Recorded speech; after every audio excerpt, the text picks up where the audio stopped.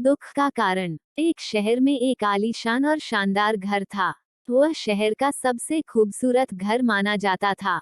लोग उसे देखते तो तारीफ किए बिना नहीं रह पाते। एक बार घर का मालिक किसी काम से कुछ दिनों के लिए शहर से बाहर चला गया। कुछ दिनों बाद जब वह वापस लौटा तो देखा कि उसके मकान से धुआं उठ रहा है। करीब जाने पर उसे घर से आग की लपटें उठती हुई दिखाई पड़ी। उसका खूबसूरत घर जल रहा था। वहां तमाशाबीनों की भीड़ जमा थी, जो उस घर के जलने का तमाशा देख रही थी। अपने खूबसूरत घर को अपनी ही आंखों के सामने जलता हुए देख वह व्यक्ति चिंता में पड़ गया। उसे समझ नहीं आ रहा था कि अब क्या करे, कैसे अपने घर को जलने से बचाए।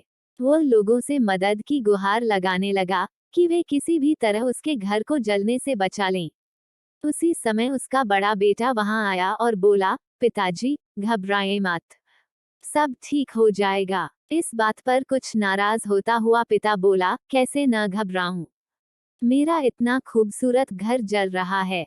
बेटे ने उत्तर दिया, पिताजी, माफ कीजिएगा, एक बात मैं आपको अब तक बता नहीं पाया था। कुछ दिनों पहले मुझे इस घर के लिए एक बहुत बढ़िया खरीदार मिला था। उसने मेरे सामने मकान की कीमत की 3 गुनी रकम का प्रस्ताव रखा।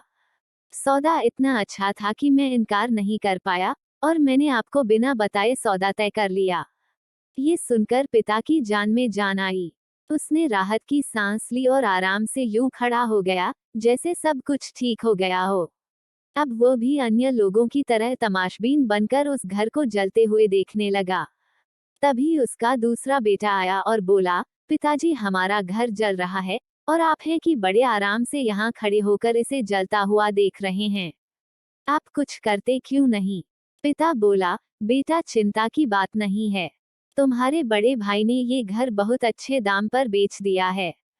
अब ये हमारा नहीं रहा, इसलिए अब कोई फर्क नहीं पड़ता। पिताजी, भैया ने सौदा तो कर दिया था, लेकिन अब तक सौदा पक्का नहीं हुआ है। अभी हमें पैसे भी नहीं मिले हैं। अब बताइए, इस जलते हुए घर के लिए कौन पैसे देगा?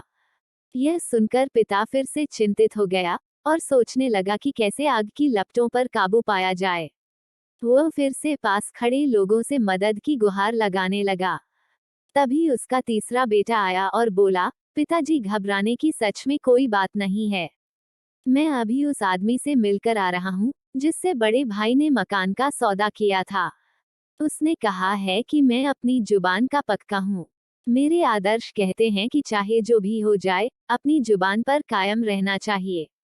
इसलिए अब जो हो जाए, जबान दी है तो घर जरूर लूंगा और उसके पैसे भी दूंगा। पिता फिर से चिंतामुक्त हो गया और घर को जलते हुए देखने लगा। कहानी से शिक्षा। दोस्तों, एक ही परिस्थिति में व्यक्ति का व्यवहार भिन्न भिन्न हो सकता है और यह व्यवहार उसकी सोच के कारण होता है। उदाहरण के लिए जलते हुए घर के मालिक को ही लीजिए। घर तो वही था जो जल रहा था, लेकिन उसके मालिक की सोच में कई बार परिवर्तन आया और उस सोच के साथ उसका व्यवहार भी बदलता गया। असल में, जब हम किसी चीज से जुड़ जाते हैं तो उसके छिन जाने पर या दूर जाने पर हमें दुख होता है। लेकिन यदि हम किसी चीज को खुद से अलग कर देखते हैं तो एक अलग सी आजादी महसूस करते हैं और दुख हमें छूता तक नहीं है। इसलिए दुखी होना और ना होना पुनर्तः हमारी सोच और मानसिकता पर निर्भर करता है। सोच पर नियंत्रण रखकर या उसे सही दिशा देकर हम बहुत से दुखों और परेशानियों से न सिर्फ बच सकते हैं, बल्कि जीवन में नई ऊंचाइयां भी प्राप्त कर सकते हैं।